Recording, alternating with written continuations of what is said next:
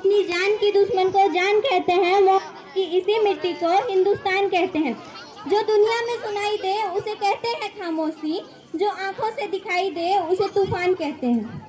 जो ये दीवारों का सुराग है साहब, जो ये दीवारों का सुराग है, चाइना, अमेरिका, पाकिस्तान साजिशों का हिस्सा है, पर हम इसे ही अपने घर का रोशनदान कहते हैं, अपने घर का रोशनदान कहते हैं।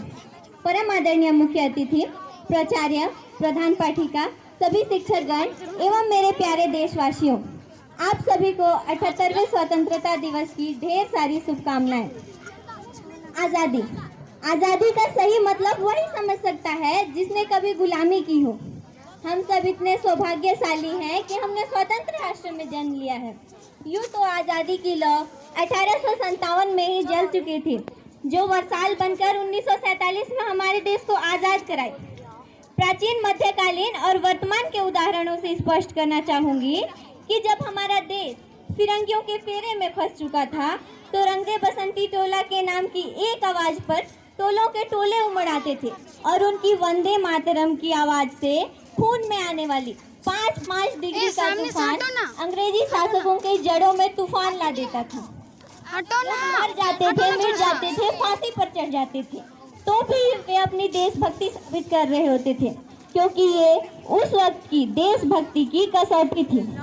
उसके बाद 62, 65 और 71 की युद्धों में अपना सुहाग औरतें जब घर के हालात ये हो जाया करते थे कि प्यार भी भरपूर गया, मांग का सिंदूर गया, नन्हे नौनी हालम की लंगोटियां चली गई, छोटी छोटी बेटियों की चोटियां चली गई, बाप की कमाई गई, भाई की पढ़ाई गई। ऐसा एक विस्फोट हुआ, पता ही नहीं चला, जिस्म की कई गोटियां चली गई। और आपके लिए तो सिर्फ एक आदमी मरा है साहब, किंतु मेरे घर की तो रोटियां ही चली गई, मेरे घर की तो रोटियां ही चली गई। वाले हालात पैदा हो जाने के बावजूद एक माँ अपने बेटे को सरहद पर दुश्मनों के चिथड़े उड़ा देने को छोड़ दिया करती थी और उसे पत्र लिखाकर भेजा करती थी कि अम्मा ने पत्र लिखा है बड़े ही चाव से, अम्मा ने पत्र लिखा है बड़े।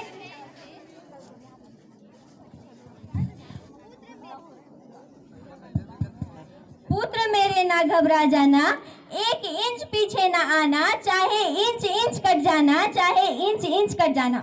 उस वक्त पूरा परिवार अपनी देशभक्ति साबित कर रहा होता था। तब देश बलिदान मांगता था, तब देश मर जाने को, मिट जाने को, फांसी पर चढ़ जाने को कहता था। किंतु अब देश बलिदान नहीं मांगता, अब देश मर जाने को, मिट जाने को या फांसी पर चढ़ जाने को नहीं कहता। किंतु मेरे विचारों में जो अपना काम लगन, निष्ठा और पूरी ईमानदारी से कर रहा है, वही उसका सच्चा देशभक्ति और वही उसका सच्चा देश प्रेम है। मैं नहीं मानती कि अपने व्हाट्सएप और फेसबुक की डीपी को 3 रंग में रंग देना देशभक्ति है। और यदि आप कहेंगे कि साल में 2 बार हाथ में तिरंगा ले लेना देशभक्ति है, तो मैं आपसे पूछना चाहूंगी कि फुटपाथ पे रहने वाला वो बच्चा ट्रैफिक की छांव में नंगे पांव में जब तिरंगा बेच रहा होता है, तो क्या आप उसे उसकी देशभक्ति कहेंगे? ये उसकी देशभक्ति नहीं, उसके पेट की भूख की शक्ति है जो उसे ऐसा करने पे मजबूर कर देती है। पत्थर की मूरत को लगते हैं 56 भोग और भूखे प्यासे तड़पते सो जाते हैं लोग, भूखे प्यासे तड़पते सो जाते हैं लोग। अपना परिवार, अपने समाज और अपने देश के लिए समर्पण का भाव है देशभक्ति, और हर उस देशद्रोही के जीवन में आने वाला तूफान है हमारी सच्ची देशभक्ति, ताकि हर देशद्रोही को ये समझ आ सके कि अगर तू परिंदा है तो ये आसमान तेरा है, अगर तू दरिंदा है तो ये शमशान तेरा है, और भाईचारे के साथ रहना है तो रह इस जमीन पे, वरना ये कब्र भी तेरी है और ये कब्रिस्तान तेरा है। जय हिंद, जय भारत, जय छत्तीसगढ़।